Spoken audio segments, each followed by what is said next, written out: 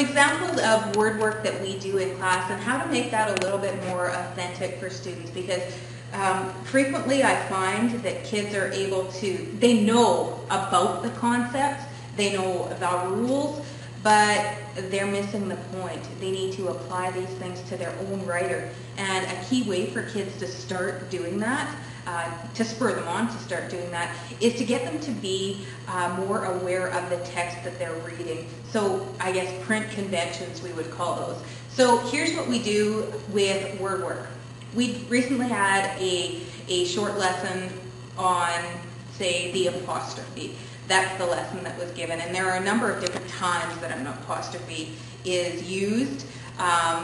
So here's what we do. We learn about the rule as a class in whole group instruction.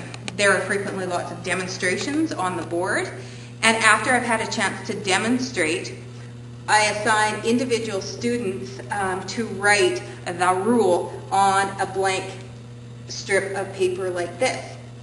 Okay? So, for example, this one says, use an apostrophe when the first two digits of a number are omitted from the year. For example, 97 equals 1997.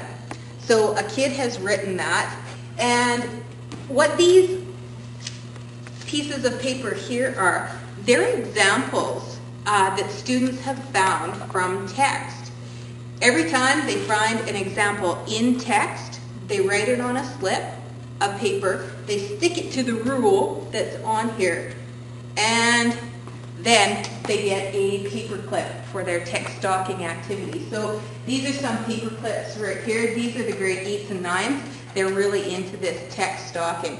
And they'll say things like, Mrs. McCausland, I found a semicolon, or I found a comma used in the way that it's used in Rule 5.